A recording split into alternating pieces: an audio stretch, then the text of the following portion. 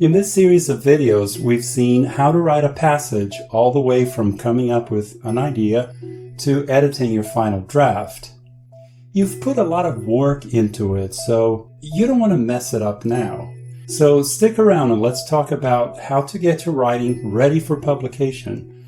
I also have some final words that I hope will inspire you as a writer.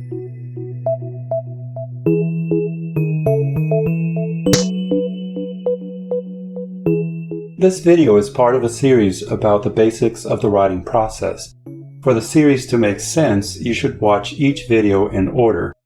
See the video description for links to the whole series and for supplemental materials. Hi, welcome to Snap Language Learner. My name is Mark Franco. Let's start with things I mentioned in the previous videos, but only briefly. In part 5, we saw that for many types of writing, you must include references to outside sources, and you need to document them correctly.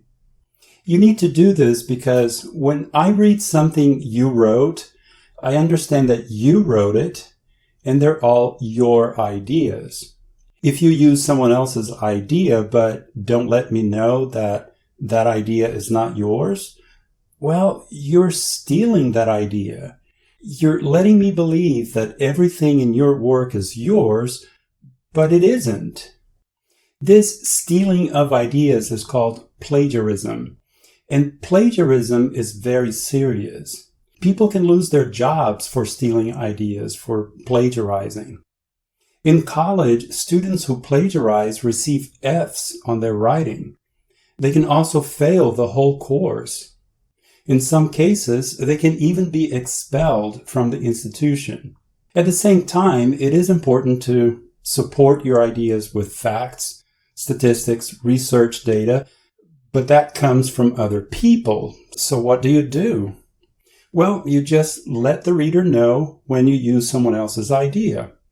In other words, you cite the source of information. Then everyone's happy. Your readers know you did your research, so they know you know what you're talking about. Your ideas are well supported, and you didn't steal anything. We've seen this paragraph before. Here, I refer the reader to the outside sources where I found information for the paragraph. These parts of text are called in-text citations or inline citations. This is where I cite the source of information so my readers know where it came from. There are two main ways to create inline citations. In this example, the sentence uses the name of the author of a paper. So when I say Flavin reports that, my readers know that I'm using this person's idea. It's still my work though, because I'm using this idea to support my main idea for this paragraph. Notice that here I mention a source, St. Mary's Medical Center, and provided a reference to the actual article between parentheses. I did the same here, but I put just someone's last name between parentheses. What's up with these parentheses? They're letting your readers know that if they want to check your sources for themselves, they're listed at the end of your work, right here. So here you have a section called Works Cited, where you list all the references you made in your text. Depending on the style you're using, sometimes it's called references, and sometimes it's called bibliography. We'll talk more about styles later. Anyhow, from these references, you can tell if the source is a textbook, a journal article, a video, a website article, a newspaper article, and so on. This is a quick way for your readers to evaluate your sources too.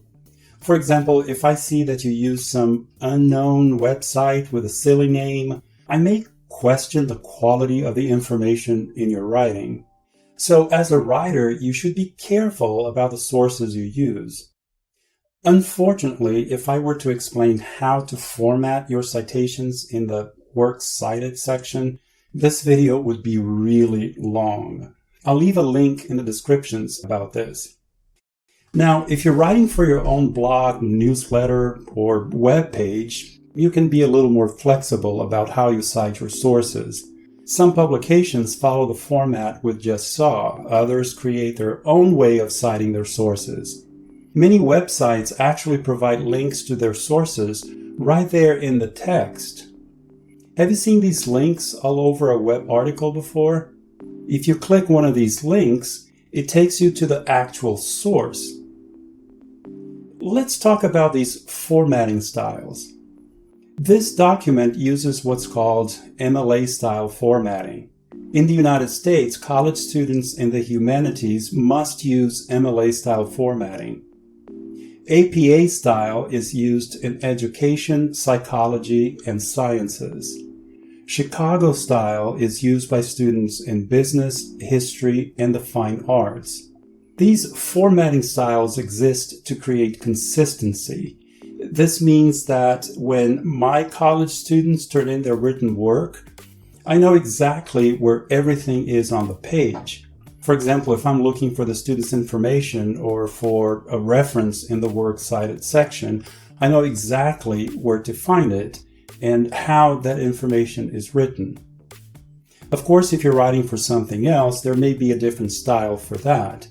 Sometimes a company creates its own publication style. Just make sure you know what style you need to use in your situation and stick to it 100%.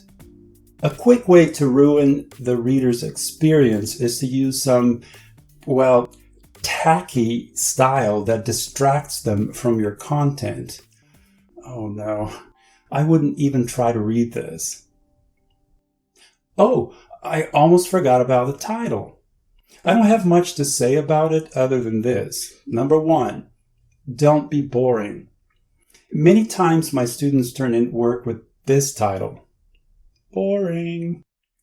You can come up with something more creative than that. Number 2, your title should reflect what you have in your passage. Remember, the title is the first thing your readers will see. Of course, you can be totally creative and maybe a little enigmatic, but as a general rule, your title should be related to what's in the passage.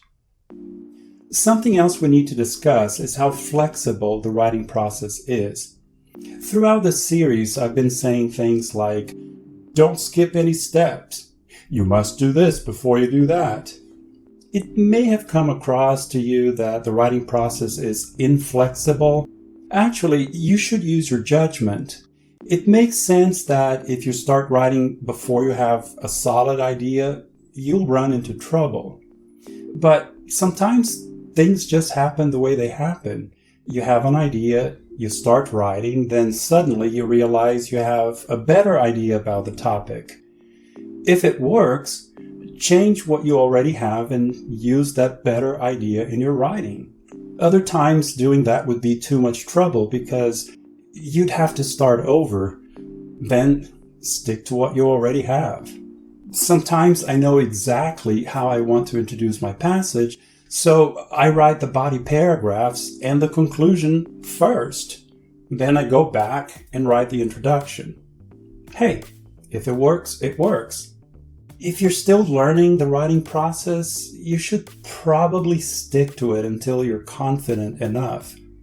With practice, you'll probably start doing things your own way naturally. It just happens. So follow the process. You'll know when it's okay to be creative and flexible with it. And if you mess up, well, sometimes that's how we learn, isn't it? Writing is a very personal activity because it reflects how you think. At the same time, the product of writing is very public.